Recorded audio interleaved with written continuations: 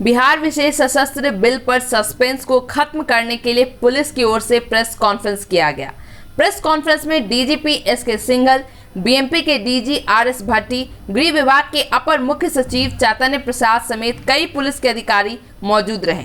इस दौरान पत्रकारों के सवालों का पुलिस अधिकारियों ने जवाब दिया। डीजीपी एसके सिंघल ने बिल के प्रावधानों को समझाते हुए बताया कि ये बिल बीएमपी के लिए है, राज्य पुलिस के लिए ये बिल नहीं है। सीआईएसएफ के तर्ज पर बिहार सशस्त्र पुलिस को अधिकार दिया गया है। ऐतिहासिक स्थल पर ही बिना वारंट गिरफ्तारी का आदेश है। बगैर वारंट ऐतिहासिक स्थलों पर तलाशी का अधिकार दिया गया है। इस बिल के बन जाने से बीएमपी और अच्छे तरीके से काम करेगी। केंद्रीय पुलिस बल पर निर्भरता कम होगी। बिहार एक विकासशील राज्य है जिसकी सुरक्षा के लिए ये बिल जरूरी है। पारित अधिनियम बीएमपी के लिए है ना कि राज्य पुलिस के लिए है। बता दें कि बिहार विशेष सशस्त्र पुलिस बिल को लेकर विपक्ष लगातार सरकार पर हमलावर है। बजट सत्र के अंतिम दिन आरजेडी के नेतृत्व में पूरा विपक्ष काफी हंगामा किया था। सदन के अंदर अराजकता का स्थिति उत्पन्न हो गई थी।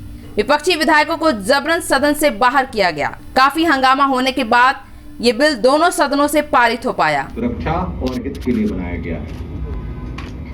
राज्य में पूंजी निवेश, औद्योगिक विकास, ऐतिहासिक एवं सांस्कृतिक धरोहर के स्थलों एवं पर्यटन स्थलों के संरक्षण एवं सुरक्षा को बल मिलेगा।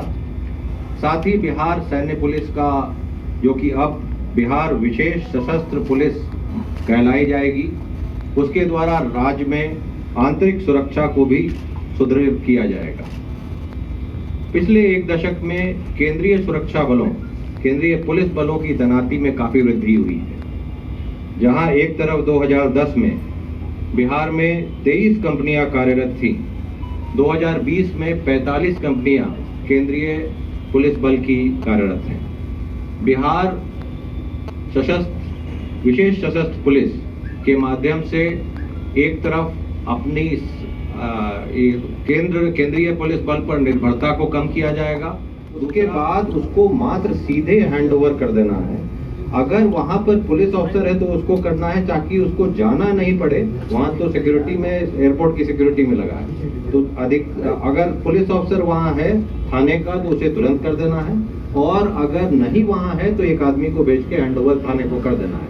और जो अरेस्ट करता है यही विशेष सशस्त्र पुलिस, वो रिपोर्ट देगा थाने को कि इस आदमी को क्यों, किस परिस्थिति में अरेस्ट किया। आगे का सारा अनुसंधान जो जिला पुलिस वही करेगा।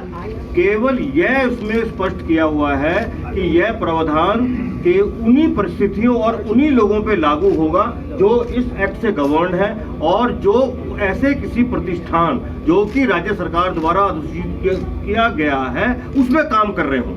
उसमें ये तो बहुत लिमिटेड सा काम है। ये 187 तो इतना बड़ा है, ये तो छोटा सा भी, क्योंकि इनकी ड्यूटीज की जो सीरियसनेस है और संवेदनशीलता है वो इतनी ज़्यादा है कि उनको डिसिप्लिन में रखना, और अगर ऐसी संवेदनशील ड्यूटी करते हुए अगर वो कोई गलत काम करते हैं या कोई कमी छोड़ते अपनी ड्यूटी में, तो उसके लिए थोड़े कड़े प्रावधान रखे गए हैं। और इसीलिए उनको एक मिनिमम प्रोटेक्शन दे रखा है कि भाई जो अपराध इसके अंदर डिफाइंड है, उन अपराधों से अगर कोई व्यक्ति उनकी परिधि में कोई काम कर रहा है, मतलब उन अपराधों उनमें से कोई अपराध कर देता है और उसकी ड्यूटी जो है वो राज्य सरकार द्वारा अधिसूचित प्रतिष्ठान में लगी हुई है, तब जो सरकार के द्वारा जो प्राधिकृत अफसर है इसी बल का, उसके बिना रिपोर्ट के कॉग्निजेंस नहीं होगा, उसकी रिपोर्ट के बाद कॉग्निजेंस हो जाएगा। ये इतनी सी बात।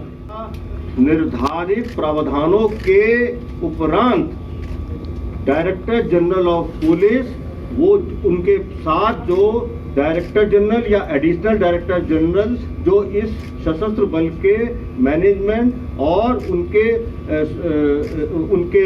सुपरिटेंडेंट्स के लिए, कमांड कंट्रोल के लिए लगे होंगे, उनके सहयोग से करें। जो प्राइमेसी है वो स्टेट गवर्नमेंट की। बस ये क्लियर कर दें कि जो विनिर्दिष्ट प्रतिष्ठान बोला जा रहा है वो ऑर्डर राज्य सरकार करेगी, और उस विनिर्दिष्ट प्रतिष्ठान में किस फोर्स का डिप्लॉयमेंट होना है वो पुलिस महानिदेशक गण करेंगे।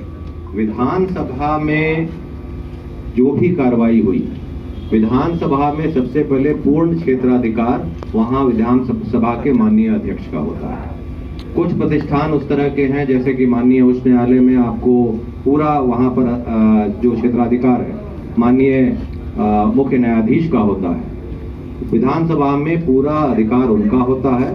माननीय अध्यक्ष महोदय के कहने पर और उनके आदेश से जो पुलिस है उसे सहयोग के लिए भेजा गया था मार्शल के लिए, और उनके विशिष्ट आदेश के आलोक में भेजा गया था, और उस जो भेजा गया था वो पूरी संयम के साथ उसके द्वारा कार्रवाई की गई, और उसके अनुसार माननीय अध्यक्ष का जो क्षेत्राधिकार है उसके अनुसार ही किया गया। लेकिन विधायक को जिस ढंग से लात से मारा गया उनको, वो तो वीडियो है, आप उसका संज्ञान कैसे कर सकते हैं?